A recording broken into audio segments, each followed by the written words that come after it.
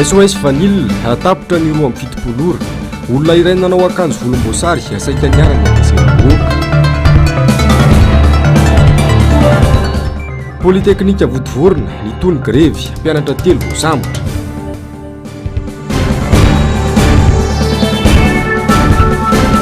Fifanitsanana-kanina 320. Laviny Centrafrika 3-8 ny Bariana. Top klasy topoko vavy afalitafahona amin'ireny tianako amin'izao takariva ny alakamisy afa 17 ny volana martsa taona 2024 izao amiarabanao tonga soa indray atao anatin'ny fotoana ny fampalalam-bavao akoho manasanao mpanajana anaraka izany hatramin'ny farany. Vavao ny politika avy hatrany no isataratsika ny fampalalam-bavao samy nandika ny lalam-panorenana na ny fitsarana avo momba ny lalam-panorenana na ny filohan'ny antenimieram-pirenena nanao fanambarana iombonana mikasika iny raha iny androany teny amin'ilay intsy ambomanambola ny vondron'ireo solombam-bahoaka nanosony ny fitsipaham-pitokisana mifono ambadika politika ny fanapahan-kevitra noraisiny ACC amin'ny fandavana ny taratasy fitsipaham-pitokisana nosoniavin'ireo solombam-bahoaka misy 500 tamin'ny Desambre 2024 lasa teo. Mpanao politika maro moa nanatrika ity fotoana androany ity ka anisan'izany ny Filomary Karavalomanana, Era Jonar Mampianina ary Ajo Handriana Narvelo. Fonjalalaina Ranavmanana sy Mateo Prince. Nanao fanambarana iombonana androany ireo solombam-bahoaka nanao sony fitsipaham-pitokisana izay ahitana solombam-bahoaka lany tamin'ny anaran'ny antoko TIM, ny antoko MMM ary ny vondrona GPR. Melohin' ireto vondrona solombam-bahoaka ireto ny fanafoezana tsy araky ny lalàna feptom-piasan'ny filakevitra ambony misana ny tany tandalàna sy ny demokrasia na ny HCDDED izay nampahafantarina nandritra ny filakevitra minisitra Omaly. Raha ny tokony ho izy manko dia amin'ny volana septambra ho avy izao vao tena tokony farana feptom-piasan'ny tirafitra ity. No itondran'ireto solombam-bahoaka ireto fanakehana ihany koa ny mahakasika ny fanambarana nataon'ny filohan'ny antenimieram-pirenena sy ireo mpikambana sasany ao amin'ny birao maharitry ny antenimieram-pirenena ny Val Desambre tamin'ny taona 2024 ny amin'ny fandavana amin'ny fitsipaham-pitokisana na ny motion de censure napetraka izy ireo. Raha tsy ahivana dia solombam-bahoaka miisa 500 no nanao sony ity fitsipaham-pitokisana izay nolazainy avy amin'ny HCC fa tsy ara-dalàna ity. Efa indrona nanao requête tenenivon'ny HCDDED ireo solombam-bahoaka nanao sony fitsipaham-pitokisana saingy nolaviny HCC hatrany izany. Voaosihosy ny zo sy fahefana ahafahanay solombam-bahoaka mametraka tolo-kevitra fitsipaham-pitokisana arak'izay voafaritra ao amin'ny lalam-panorenana andininy fa 300. Tsy namaly ihany koa ny fanontaniana napetraka ny fitsarana avo mba lalam-panorenana fa namorona zavatra hafa tsy voasoratra ao amin'ny andininy fa 570 ao amin'ny fitsipika anatiny ny antenimieram-pirenena ny fitsarana avo.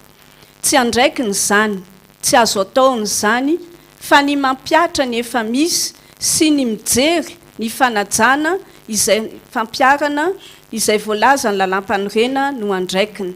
Raha tsorina izany dia tsy miorina na amin'inona afa-tsy izay tiany fitsarana avo ambara ilay filazana fa mifanaraka amin'ny lalam-panorenana ny fanambarana sy ny fampitsarana ny tohizan'ny fandiniana ny fitsipaham-pitokisana. Mihoatra ny andraikitra izay sahaniny araky ny lalam-panorenana ny fitsarana avo mba lalam-panorenana na HCC ary misalovana ny andraikitry ny fahefana mpanao ny lalam-panorenana izay tsy fomba fiasan'ny fitsarana avo mba lalam-panorenana maneran-tany. Voahitsakitsaka tanteraka ny zo fototra nanan'ny solombam-bahoaka ary ny fahefanareo vahoaka izay nifidy anay sy ny asy ny androm-panjakana. Tsy voahaja ny tany tandalàna eto amin'ny firenena satria voahitsakitsaka ny fisaraha-pahefana eo amin'ny mpanatanteraka ny mpanao lalàna ary ny fitsarana.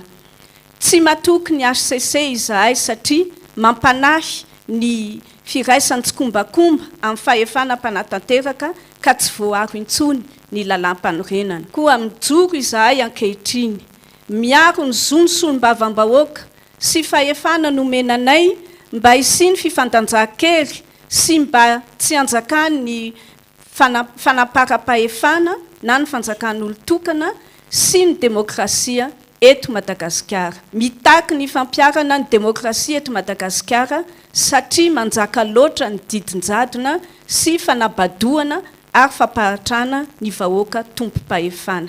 manentsy sy ny fifidiana madio sy mangarary araiky rehetra izay lalina makany amin'ny krizy ireto solombam-bahoaka ireto ary tsy azo antoka ny tsara radrarany sy araky ny lalàna ny fifidiana ho avy ny HCC izay efa mampiseho tsy fahaleovan-tena ny eo am-panatanterahana ny asany miantso amin'ny fanarenana ny asany antenimieram-pirenena ihany koa izy ireo ary manainga ny mpitsara sy ny mpahalalana ijoro iary ny fahaleovan-tena ny fitsarana ka tsy anaiky ny fanosiosena ny marina ankoatr'izay dia miantso ny hery-velona sy ny olom-pirenena rehetra iary hitaky ny rariny sy ny fanajany filoham-pirenena ny lalam-panorenana sy ny lalàna rehetra ka hanjakany ara-dalàna sy ny fahalalahana ho fanarenana amin'ny firenena ireto vondro ny solombam-bahoaka ireto. Fa tsy hijanona treo akory anirara fitsipaham-pitokisana nosoniavin'ireo solombam-bahoaka ny volana desambra lasa teo araky ny fanambarana natao teny Lehitsy androany tsy fangataham-panazavana no tokony ataon'ny fitsarana avy momba ny lalam-panorenana fa fampiarana ny lalàna raha tena manana fahavonona metraka ny mahatanitandalàna ny Madagasikara. Fanadihadiana nataon'izy ireo manomenjanary sy Manora Andriamalala. Tsy afaka ny angina manoloana ny tsy fanajana lalàna sy fandikana lalàna miseho eto amin'ny firenena izay vao fidim-bahoaka. Io no nambaran'ireo solombam-bahoaka ny Madagasikara androany izay nanao ny fitsipaham-pitokisana. Filoham-pirenena HCC samy mandika lalam-panorenana ary mifampiaro amin'ny ratsy na itsy ny afatra izy ireo ho an'ny HCC. Miataka lavitra n'izay voalaza ny 570 ny fitsipika anatin'ny antenimieram-pirenena nefa ny fitsarana avo. Milaza mantsizy fa tsy maintsy amarinina ny sonian'ireo solombam-bahoaka eo amin'ny fitsipaham-pitokisana vao manan-kery ilay antota taratasy ka ahafahana mandroso amin'ny dingana manaraka. Lazay ny fitsarana avo ihany koa fa andraikitry ny folohan'ny antenimieram-pirenena no manao ny fanamarinana ireo sonia eo amin'ny fitsipaham-pitokisana tsy misy an'izany nefa ao amin'ny andininy io. No mafisiny ireto solombam-bahoaka ireto androany fa tena nampivory ny solombam-bahoaka manohana fitondrana teny amin'ny foibe ny antoko TGV teny amin'ny arenany filoham-pirenena ny arivan'ny ilay nanaovan'ireo solombam-bahoaka 500 sonia ilay fitsipaham-pitokisana voararany lalam-panorenana ny fanaovana izany. Nisy fivoriana tao amin'ny arena zay trano foibe na antoko politika ka nahatonga ny fanambarana nanaovana taky voalohany. Nandray anjara sy nandray anjara fitenena tamin'izany fivoriana zany ny filohan'ny Republika. Noho izany dia fanontaniana napetraka ny hoe mifanaraka sy mifanaja ny lazain'ny 570 andalana voalohany ve io fandraisan'ny filohan'ny Republika anjara tamin'io fivoriana io. Raha vao marina izany dia mangataka ny fitsarana avo mba ampiatra ny voalazany andalana faharoa eo amin'ny 570 io ihany. Marihana moa fa misy solombam-bahoaka nanatrika izany fivoriana izany no vonona ijoro vavolombelona raha ilaina izany. Tsy fangataham-panazavana na fanaovana interprétation no takina tamin'ny HCC fa ny fampiarana ny voasoratra ny lalam-panorenana. Ny interprétation no atao dia satria manjavozavo ny lazainy ny andinin-dalàna.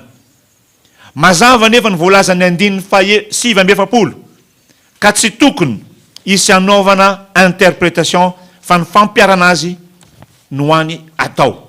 Tsy janona treo iny raharaha iny ho iatrany ny fanazavana santatra mbavarana ny fanambarana ny arahana androany. Miantso ireo mpanao politika hafa na avy amin'ny fanoherana na mpanohana fitondrana ireto solombam-bahoaka ireto iraha iny anamafy ny tanjony dia ny ametrahana ny tanitandalàna. Fa manoloana ny filazan'ny mpitondra fanjakana sy ireo mpomba azy fa misarasaraka sy mivaky ny fanoherana eto amintsika dia nilaza ny filoham-panjakana teo aloha Arivo Rakotovao fa tsy tokony amin'izany ny olona ny fanjakana tsy rosona amin'ny fikaonando nasionaly anao mafisiny fa tsy mbola misy fanapa-kevitra na anolotra kandidatokana na tsy any avy eo anivo ny fanoherana. Ny lalam-pifidianana sy ny fanatsarana izany no iaraha mitaky amin'izao fotoana izao ho ihany ny fanazavany ny antsiprian'izay. Fietsika mampiseho fa iray tanjona ny hery fanoherana eto amin'ny firenena ary miray iny mahalona ny zavatra mitranga nandritra ny fanambarana izay nataon'ireo solombam-bahoaka momba ny fitsipaham-pitokisana. Ny fanotrona teto ireo filohana antoko politika rehetra nahitana ny filoham-pirenena amin'ny rahalahy teo aloha sy ny filoham-panjakana teo aloha ary ny filohana vovonana maro eto amin'ny firenena ka manohitra ity fitondrana ity. Nanamafy Arivo Rakotovao fa tsy anjara ny fanjakana sy ny mpomba azy no mijery na mirahinana tsy ny mpanohitra.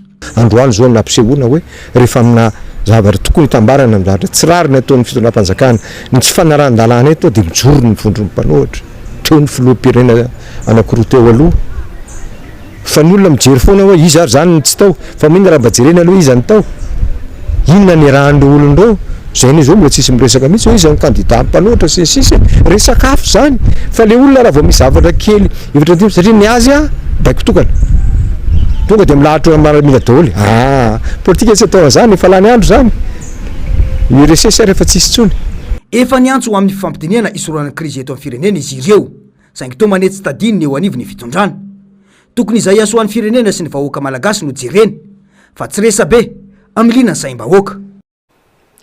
Vaovao manodidina ny fifidianana kosa indray izany alakamisy ho avy izao no hanaovan'ireo mpitsirika avy amin'ny OIF ny zotry ny asa nataon'izy ireo hamomba ny rindram-baiko ny lisy-pifidianana fo ny fe-potoana hanomena azy ireo hakatsina hafany hiainana tanteraka araka ny tokony izy ny asa tokony ataon'izy ireo ando miaratiana Andry Rakoto Malala.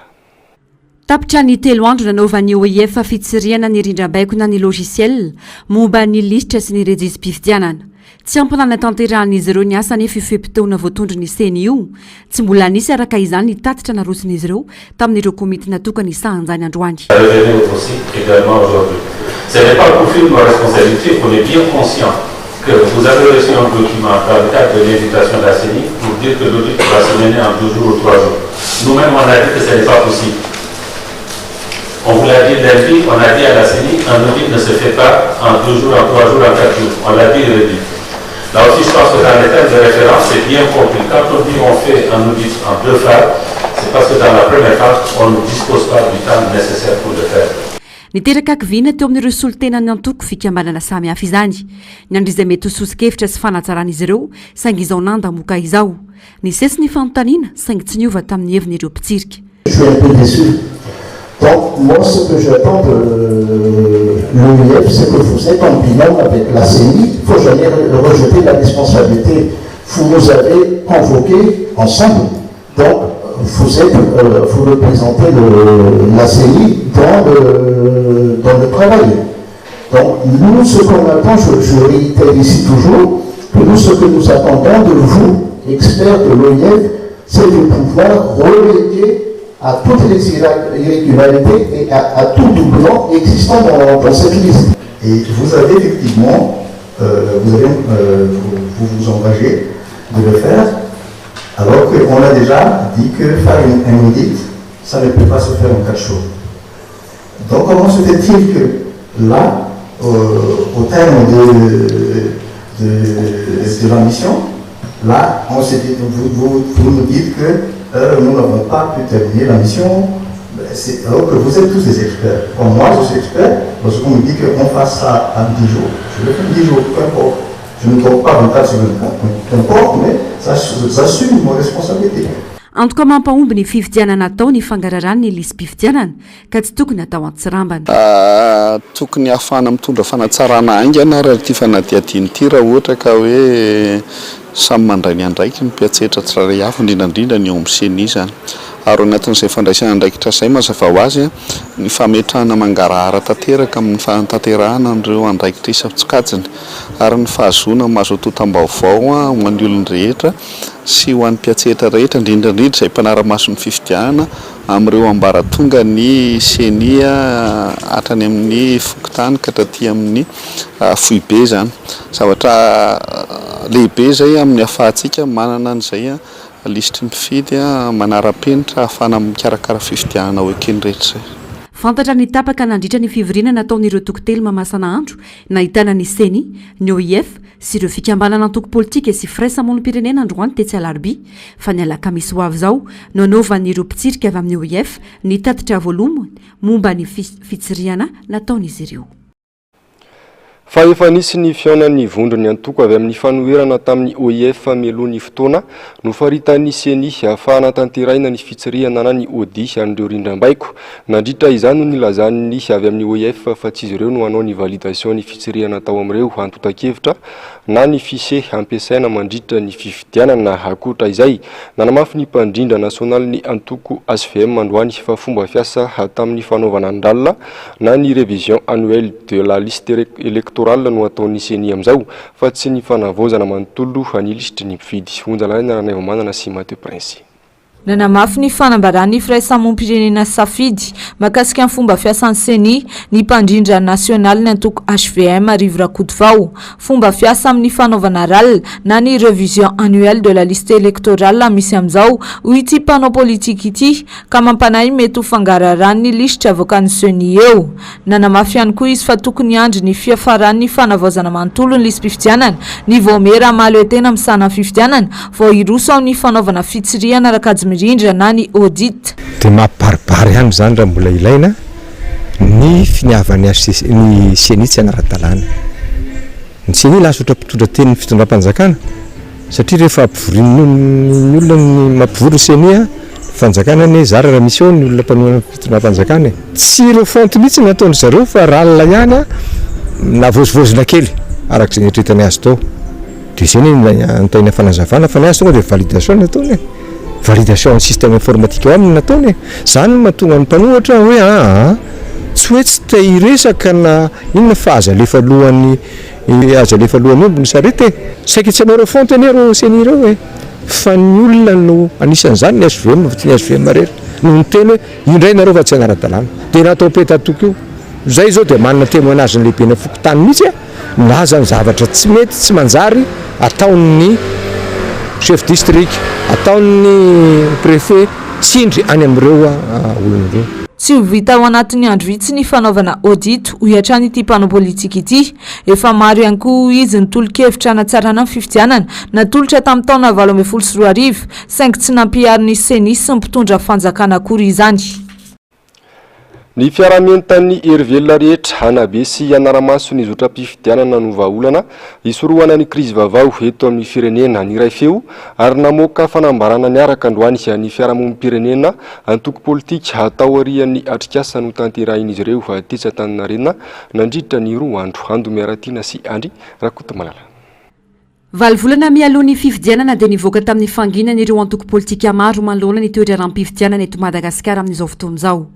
Manameloka ny fihetsiky ny mpitondra fanjakana manao be marenina sy mody fanina amin'ny antsony amin'ny tokony sy ny fifampidiniana mialoha ny fifidianana ireo fikambanana antoko politika. Maro ny fanatsarana sy fanovana mila atao miainga amin'ny fanavaozana ny lalàna mifehy ny fifidianana makasika ny fangararana sy ny loharanom-bola ny kandida sy ny famerana ny fandanimbolan'izy ireo. Izay antoko politika tonga teto hanolotra eny anivony antenimera pirenena mandritra ny fivoriana ara-potoana voalohany ny fanovana ny lalàna fehizoro mikasika ny fifidianana amin'ny ankapobeny sy ny fitsapakevy-bahoaka mba hisy ny zotra-pifidianana mangarara andraisan'ny be sy ny maro anjara tsy manavakavaka ary indrindra ny sy ny fangararany vola ampiasaina porotsaka hovidiana sy ny famerana izany eo ambany fanaramaso ny vomera mpanaramaso ny famatsimbolan'ny antoko politika ary ny fitovian'ny porotsaka mandritra ny fotoam-pifidianana.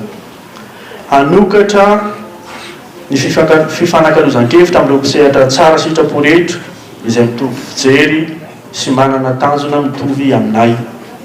Maneho ny ahiahiny ihany koa ny fiarahamonim-pirenena manoloana ny fomba fikirakirana sy fanomanana fifidianana amin'izao.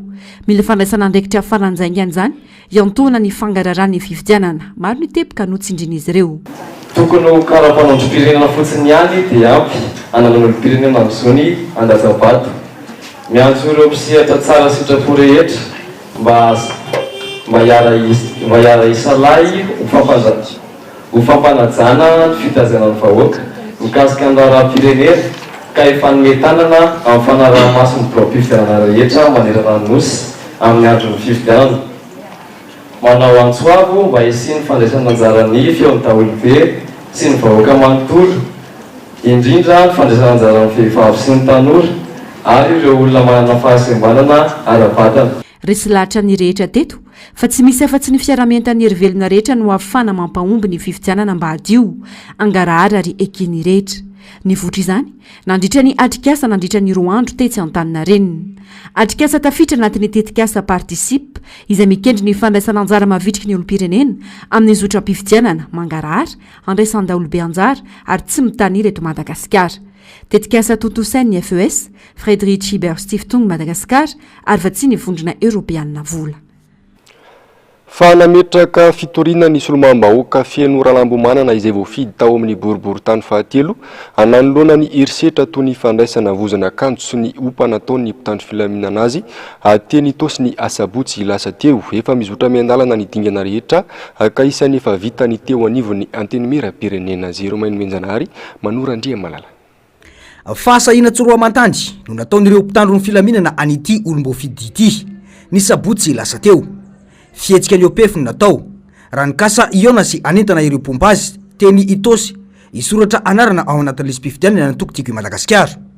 Raha ny fanazavany ity solombavam-bahoaka voafidy tao amin'ny boriboritany fahatelo dia efa voapetraka ny fitoriana manoloana ireny herisetra ireny.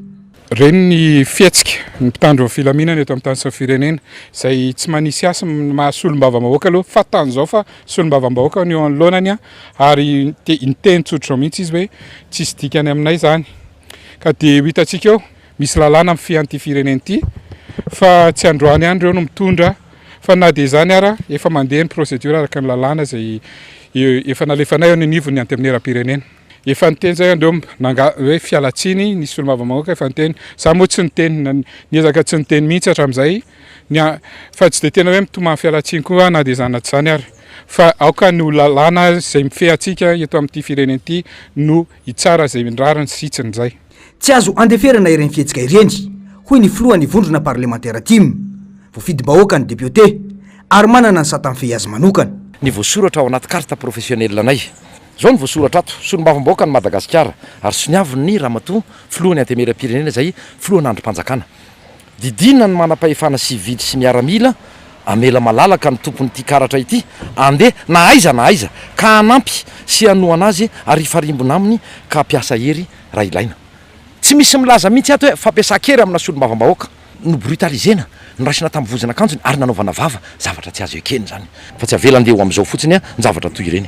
Nanamafy moa izy ireo fa hitondra ny raharaha eny anivony fitsarana tany tandalany Madagasikara ankoatra ny herisetra natao moa dia nilaza ilay mpitandro filaminana fa tsy te halala ny tenany na solombavam-bahoaka aza io no raisy ny vozona kanto sy nopain'io.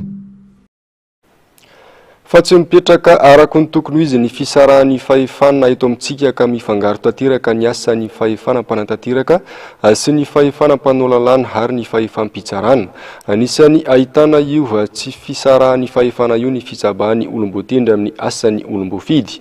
Anjara asan'ny solombavam-bahoaka ny mitsara ny fomba fiasan'ny governemanta akazon'izy ireo any mametraka fitsipaham-pitokisana rehefa hitany fa tsy mahavita ny asa nampandraketana azy any Prime Ministre Onjalalana Ranaivomanana sy Mathieu Prince. Fa nososena ny asa sy ny fahefanana na solombavam-bahoaka ny didina avoakany HEC makasika ny fandavana amin'ny fitsipaham-pitokisana nataon'izy ireo tamin'ny volana Desambra lasa teo. Anjara asan'ny solombavam-bahoaka ny mitsara sy manara-maso ny asan'ny mpanantanteraka. Rehefa hitan'izy ireo fa tsy mahavita ny andraikitra napetraka tamin'ny Prime Ministre dia zono ny manala azy amin'ny toerany amin'ny alalan'ny fanaovana fitsipaham-pitokisana. Ny mifanohitra tanteraka amin'ny voafaritry ny lalam-pandrenana nefa ny misy ankehitriny ka ny olomboatendry indray ny toa lasa mametraka ny lalàna eto amin'ny firenena. Miantso fanajana ireo olomboafidy izay mitondra ny tenin'ny vahoaka ny filohan'ny antoko malagasy sy miara-miainga androany. Dia zava-dehibe ny hoe ahafantarana ny vahoaka malagasy fa misy solombavam-bahoaka mijoro miaro ny androm-panjakana anankiray fa tsy araka ilay voalaza matetika hoe tombotsoany foana no arovany solombavam-bahoaka fa miaro izy ny androm-panjakana io satria raha reny didim-pitsarana ireny no mitoetra dia manomboka izao zany tsy dia misy antony ilanan'izany anteny miram-pirenena mba ajao ireo olomboafidy na iza ma olomboafidy azy na io miainga avy any amin'ny commune na katraty amin'ny solombavam-bahoaka satria vahoaka daholo ny fidy azy ireo. Ankoatra ny tsy fanajana ny fisarahan'ny fahefanana indritra ity fitondrana Andry Rajoelina ity dia misy amin'ireo olomboatendry sasany mihevitra ny tena no ambony lalàna ka mandray fanapa-kevitra politika hiarovana tombontsoany sy ny sezandry fotsiny ihany. Faniompana betsaka tamin'ny fomba fiasan'ny CNIS mikasika ny fikarakarana ny fifidianana ao amin'ity taona ity no votoatondresaka tao anatin'ny fandarana miara-mamonja tamin'ity androany ity ny Antsipri anzay avy hatrany. Tsy mitombona ny fomba fiasan'ny CNIS amin'ny fanaovana saritsarina fitsirihana na audi amin'ny lisam-pifidianana. Zavatra efa vita no tokony hanaovana izany raha ny tokony ho izy ho ny fanazavana nentin'ny solombam-bahoaka Mamy Rabenirina. Ny fanavozana manontolo ny lisam-pifidianana nefa ity mbola mitohy ary tsy farana ratsy ny volana meo avy zao. Raha anao audit voalohany indrindra ny zavatra atao audit dia ny zavatra efa miasa sy ny zavatra efa vita. Fichier électoral le resaka tsika ny teny hoe tsy mampiasa zany voambolana fichier électoral zany lalàna eto Madagasikara fa liste électoral misy eto. Dia raha anao zany raha le hoe liste électoral ny tiany zareo tenenina amin'ny fichier électoral midika zany fa hanao audit ny liste électoral ny OIF sy ny CENI arak'ilay dingana rehetrarehetra ny tenenina teo hatramin'ny androany dia hoy zahay hoe hoy isika hoe tsisy lojika zany zavatra zany fa raha hanao audit zany zavatra efa vita asa efa vita no atao audit. Ity nefa raha liste électoral no anaovana audit liste électorale ny mbola misokatra amin'izao. Tsy mitsahatra ny manentana ny olom-pirenena hisoratra anarana ao anatin'ny lisam-pifidianana moa ny miara-manonja. Lafina vaovao hafa tanteraka kosa indray ny toy androany ny greven'ireo mpianatra iny amin'ny polyteknika Votovorona ny amafy ny hetsika ary tafiditra tany anatin'ny faritry ny université ny mpitandro filaminana ny refitra ihany koa ny bomba mandatsa dranomaso ary mpianatra telo no fantatra fa voasambotra nandritra izany. Mbola tsy misy aloha izany ny marimaritra iraisana eo amin'ireo mpianatra sy ny ministera ny fampianarana ambony mikasika ireo fitakiana ataon'ny mpianatra toy ny vatsim-pianarana sy ny fanavozana ny fototra-fitrasa. Ho an'ny sambava kosa isika amin'ity vaovao manaraka ity tapitra androany koa ny 27 ora nomen'ireo mpandarasy pisehatra amin'ny lavanila ny fanjakana hamahana ny olan'izy ireo. Araikitra ny fandorana lavanila sy ny kodiarana ary ny filanjana sorabavety tany an-toerana tovolahy iray nanao akanjo volomboasary ihany koa no saika ny niara-ny atezeram-bahoaka tany an-toerana. Sary sy ny ratsary ny tahiriny aina. Sambava ny vesisava androany ny tokony ary ny lanja sorabavety amsehatra amin'ny lavanila no doran'izy ireo teo ampovoana arabe ny sombon'ireo vokatra tsy misy mpividy.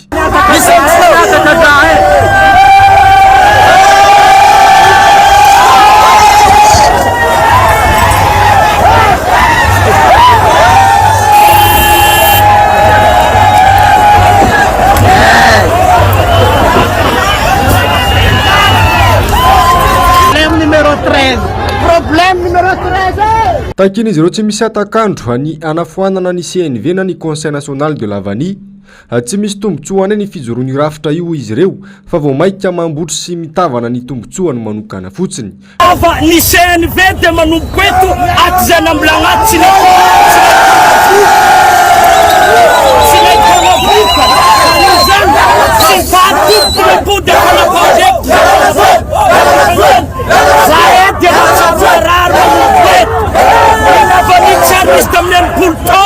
ni lavanit chapvan ni sekamzo kairuane ira chilena ndreto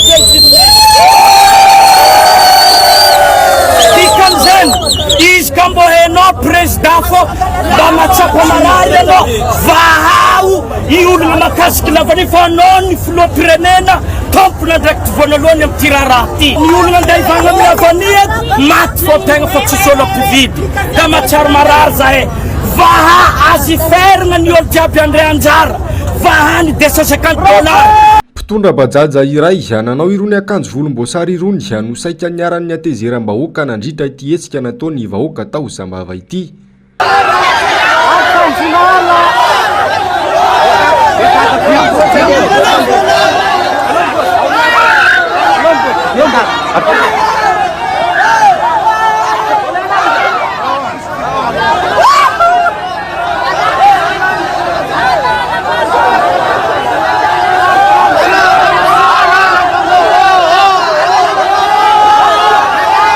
Diso fanaterana tanteraka tamin'ity fitondrana ity izahay ho ihany ireto mpisehatra amin'ny lavanila ireto Isan'ireo hananome vato ambony izao filoha ankehitriny izao izahay tamin'ny fampilezan-kevitra kanefa izao no mahazo anay aty aoriana.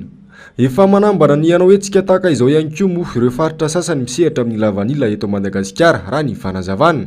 Androany moa niezaka namono afo tany an-toerana ny solon-tenam-panjakana ka ho iteo aze ho toy ny raharaha. Pejy ny fahasalamana kosa indray mbola mahazo vahana eto Madagasikara ny aretina lefakozatra na ny poliomyélite halasibatra voalohany amin'izany ny olona tsy navita vaksiny. Ando miaratina sy Andry Rakoto Malala. Sarotra ny ady amin'ny aretina lefakozatra tsy resy lahatra matahotra hitondra ny zanany hanao vaksiny iray aman-dreny noho ny tsaomiely eny anivon'ny fiarahamonina momba ny vaksiny. Aretina mitera-doza ny lefakozatra ary mety hitarika hatramin'ny fahafatesana mihitsy raha tsy voasoroka mialoha. Eo aloha ny tsy fahavitrihan'ny olona manao an'ny vaksine polio zany mbola atsika moa anisan'ny firenena an-dalam-pandrosoana mbola andairana resaka tsao dia matetika ny ray aman-dreny tsy mazoto hanao an'izay fanaovana vaksine zay dia eo no mampatonga izy mbola mety hiverimberina foana eto amin'ny firenentsika zany. Mivindry amin'ny alalan'ny loto tafiditra ambava ny lefakozatra. Ny 700 ny olona marary ny lefakozatra dia tsy ahitana sosotra aretina fa ilantsoina hoe porteur sain fa ny 700 no ahitana fambara. Manomboka any amin'ny fanaviana hatrany amin'ny fahalemen'ny vatana raha lasa lavitra no fitranga ny polio amin'ny olona iray. Tsy misy ny fanafody mahasitrana azy fa ny fisoroana ny azo atao dia ny fanaovam-baksiny ihany. Tsy mifidy taona ihany koa fa mety azo ny olona rehetra ny aretina lefakozatra ary ny zava-misy eto amintsika dia tsy nizaza ihany fa hatramin'ny olon-dehibe amin'izao dia andaira ny polio lasipatra amin'izany ihany koa ireo tsy nahavita vaksiny. Ny fitsaboana ny lefakozatra zany dia hatreto ohatry zany tsisy hoe traitement spécifique zany hoe atao ho an'ilay olona tratra fa misy ny fanampinana azy zany mba tsy hakiravy le cas fa ny zavatra atao zany dia ny fiarovana sy ny fitandrovana mba tsy ho tratrana zany dia fanaovana vaksiny ihany zany hatreto aloha zany ny tena atao mba tsy ho tratran'izay aretina izay. Mamempoana ny fanaovana vaksiny miady amin'ny lefakozatra eto Madagasikara manomboka amin'ny zaza vao teraka hatramin'ny 7 volana. Misy ny famerenana vaksiny azony rehetra atao hanamafisana sy hampitomboana ny hery fiarovana. Ny taona 1990 no nahitany mpitsabo Jacob Anne ny aretina lefakozatra voalohany misy karazany 3 saingy voasoroka amin'ny alalan'ny vaksiny avokoa. Vaovao ny fanatanjahantena kosa indray nitarika tamin'ny isa 3 ny Centrafrika tamin'ny andro fahatelo ny fifanitsanana ny fiadinan'ny amboarany Afrika lalao baolina kitra ho an'ny ity taona ity izay nihaonany tamin'ny Bariany Madagasikara aty Tsimamasina androany teo amin'ny minitra 4:30 no nafaty ny baolina voalohany ho an'ny Centrafrika Isa Kongoma tany amin'ny minitra 4:40 kosa no baolina faharoa hanovonony Luis Mafuta hatsinjanona treo fa nafaty baolina indray ity farany tany amin'ny minitra 7:70. Vaovao ny kolotsaina kosa indray Toto Saomaly nandritra ny tsinam-bolany Alahady teo ny fanatanteraina ny andro fandroana teny amin'ny trano Benimerina ankazo malaza Ambomanga Rova mitondra ny andindiny mikasika izay Ravirazafa Mahina sy Tahirinena. Be ny fantapady sy ny tsy firarahina fomba mampanao malagasy kazary manjady amintsika ireo fahoriana vokatry ny kapoka voajanahary sy ny fijaliana teraky ny asa fivelomana mila tioviny Madagasikara ary ilaina ny fiverenana andoharano sy ny fametrahana ny asa ny malagasy tsapasita raha teo fa tsy misy ankehitriny fomba gasy nomena lanja sy ny sitrahany malagasy ny zony mba ho andro fiasana kanefa tsy andresaka raha manapetraky ny fanjakana. Fa raha ohatra ka apetraka mazava eo amin'ny fanamboarana ny fiainany mahagasy raha izay no hitondrany tany sy ny fanjakana sy ny vahoaka ny raha ny mahagasy dia mandroso ty Madagasikara ty fa raha mbola hoe ny malagasy tsy androso mihitsy ty satria maninona be dia be ny malagasy be dia be ny mitondra zom-pirenena malagasy kanefa izy tsy gasy dia izy nefa manana fahefana ngeza be anohitra n'le fampandrosoana mahagasy. Fomba mampanao teto akibony merina fahagola hoentina najariana ny asym-piandrianany tany sy ny fanjakana ary ny vahoaka ny andro fandrona naverikasina ary naseho vahoaka indray ny fanatanterana azy nanomboka ny taona 7 sy 2020 ny ompana manokana tamin'ny fampiasan-kery malohana ny fahoriany vahoaka malagasy nivavaka nitondrana ny fanamariana tamin'ity taona ity. Maresaka iraisampirenena avoresaka manokana ny kontinanta afrikanina nandritra ny fivorimbe ny firenena mikambana amakasika ny rano Omaly tany New York kontinanta mijala rano indrindra i Afrika hoy ny sekretera jeneraly ny firenena mikambana Antonio Guterres. Ravirazafa maina sy tahiry nenatra. Hatramin'ny taona 2014 inefatra izao no nisy fihetsiketsehana no ahitana tato amin'ny kontinanta afrikanina. Efa polisanjato ny mponina no tsy afaka misitraka rano sotro madio raha nitatry ny firenena mikambana. Tsy azo tsinotsiniavina ihany koa ny vokatry ny fivaovan'ny toetrandro izay vao maika mandritra rano toy ny any Afrika Atsinanana.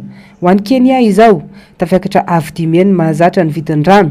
Raha tsy ny haitany no mamely, hitrangana tondradrano any firenena-kafa toy ny Afrika Afovoany sy ny any Sahel. Amin'ny ankapobeny, maloto ny rano ary mahatonga karazana aretina hatramin'ny 900 ireo olona misotro izany. Firenena 12 eto Afrika izao no ahitana ny aretina kolera. Fidimpolisanjato ny teratany afrikanina ihany koa no tsy misitraka foto-dravitra safidiovana sy fanadiovana. Ho an'ny tale jeneraly nitetika siray misahana ny rano amin'ny firenena mikambana. Tsy maintsy miankina amin'ny fivaovan'ny toetrandro ny fikajiana ny rano any Afrika. Tsy ahafahana manao foto-dravitra sara teo ny tsy fandriampahalemana any amina firenena maromaro. Tapitra ny fampalalam-baovao tompoko lahy sy tompoko vavy mankasitraka anao nanaraka izany hatramin'ny farany toy ny mahazatra dia ny fandarana ona marina sy ny Global News avy hatrany sy anoarainao aorian'izao fampalalam-baovao izao aorian'izay kosa ny horonan-tsarindra miseho fa mitondra ny lohateny hoe le fiancé d'un jour ny sampana fampalalam-baovao mamy fotoananao amiram-pitso indray velomary tompoko.